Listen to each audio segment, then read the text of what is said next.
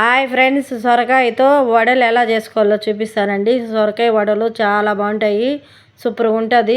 హైదరాబాద్లో చల్లగా వర్షం వస్తుంది కదా, వేడివేడిగా వడలు వేసుకొని తింటే సూపర్గా ఉంటుంది.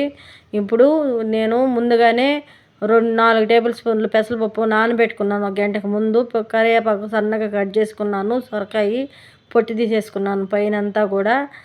ఇవి సొరకాయ ఇలా పొట్టు తీసేసుకొని ఇవి తురుముతాం కదండి, పెద్ద బౌళ్ళు ఉంటాయి కదా, పెద్ద బౌల్స్లో ఇలా అయితే తురుముకోవాలి. సొరకాయ అంతా కూడా లేతకాయ తీసుకున్నాను నేను.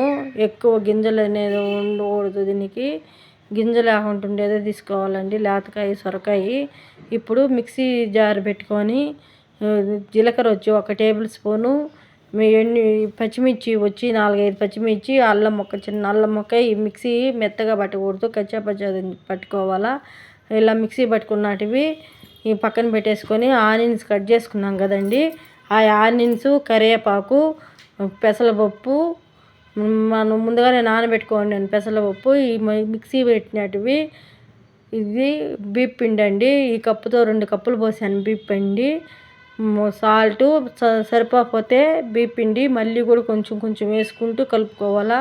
వాటర్ ఏం వేసుకోలేదండి నేను. ఈ సొరకాయకి ఎక్కువ తడి ఉంటుంది కదా, ఆ తడితోనే ఈ బీప్ పిండి 2 కప్పులు బీప్ పిండి కూడా సరిపోయింది. ఇలా అంతా కూడా కలుపుకొని ఈ మాదిరిగా అయితే అంతా కలిపి ముద్దలాగా చేసుకోవాలా. ఇలా అంతా కూడా కలిపి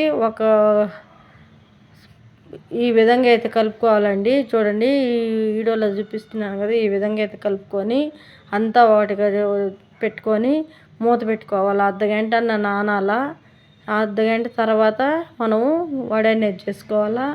ఇప్పుడు చూడండి, నేను అర్ధగంట తర్వాత చూపిస్తున్నాను. ఈ పిండి అనేది కూడా బాగా నానింది, సాఫ్ట్గా కూడా ఉంది కదా. ఇప్పుడు అన్నీ కూడా పిండి అంతా కూడా ఇలా బాల్ లాగా చేసుకొని పక్కన పెట్టేసుకున్నాం అనుకో, తొందరగా వడ అనేది చేసేసుకోవచ్చు. ఇదే విధంగా అన్నీ కూడా బాల్స్ లాగా చేసుకొని పక్కన పెట్టుకున్నాం.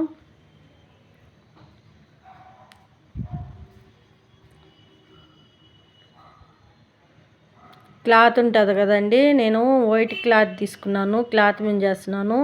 మందపాటి కవర్ ఉన్నా కూడా దాని మీద చేసుకున్నాను. ఆయిల్ కవర్ కానీ మందపాటి కవర్ ఉన్నా కూడా చేసుకోవచ్చు. ఈ క్లాత్ మీద అయితే చేసుకుంటున్నాను నేను. అన్నీ కూడా చేసి క్లాత్ మీద పెట్టుకున్నాను. ఆయిల్ కూడా బాగా వీటెక్కింది. అన్నీ చేసి ఇట్లా పెట్టుకున్నాం అనుకో, 4 అట్లా వేసుకోవచ్చు బాండెట్లకి.